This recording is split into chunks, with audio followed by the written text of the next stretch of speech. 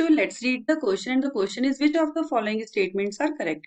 सो start करते हैं first statement से। S sulphur sulphur bond present होता है H2S2O6 में।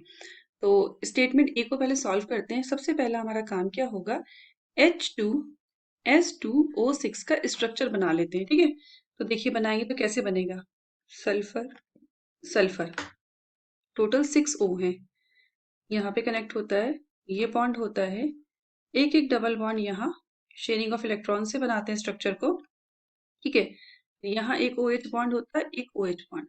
देखिए क्लियर है यहाँ पे कि यहाँ हमें SS बॉन्ड मिल रहा है।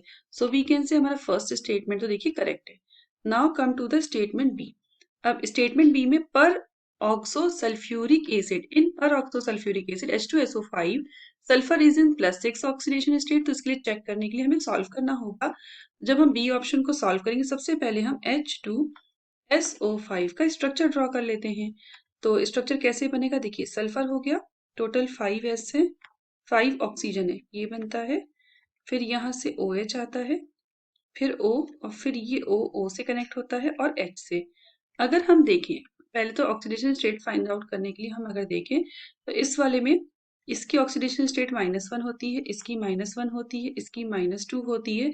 सो इस अकॉर्डिंग हमें वैल्यूज पुट करनी है। ठीक है, तो करते हैं, और इसकी -2 कैसे सॉल्व करेंगे, देखिए सल्फर की फाइंड आउट करनी है इसमें। तो H की कितनी हो गई 2, H की होती है 1, तो 2 इंटू प्लस का 1 हो जाएगा, प्लस S की हमने X मान ली है, प्लस 3 इंटू -2, और 2 कार्बन की है -1। ठीक है, सॉल्व कर लेते हैं इसको। यहाँ पे ये भी तो है, इसकी भी -2 ही होती है। इसको सॉल्व करेंगे और इक्वल्स टू 0, क्योंकि कोई चार्ज तो है नहीं, तो आ जाएगा 2 + x -6 -2 इक्वल्स टू 0। 2 से 2 कैंसिल आउट हो गया, x की वैल्यू 6 आ गई। सो यू कैन से कि statement number 2 is also correct. Now come to the statement number 3. Iron powder along with Al2O3 and K2O is used as a catalyst in a preparation of NH3 by Haber's process. तो हम आपको बता दें ये statement completely wrong है, because iron powder का use नहीं करते हैं, आयरन ऑक्साइड का यूज किया जाता है। Iron oxide with small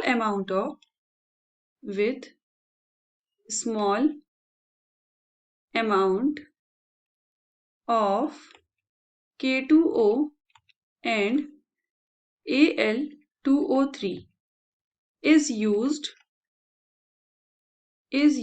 as catalyst to increase the rate of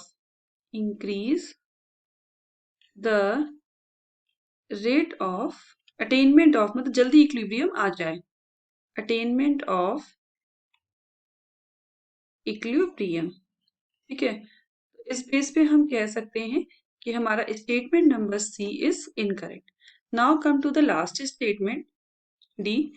it is saying change in enthalpy is positive for the preparation of SO3 by catalytic oxidation of SO2। हमेशा याद रखिए, change in enthalpy never be in positive, it is always in negative. So इस base पे we can say हमारा statement 4 is incorrect. So statement 1 correct है, statement 2 correct है। I hope you understood well. Best of luck.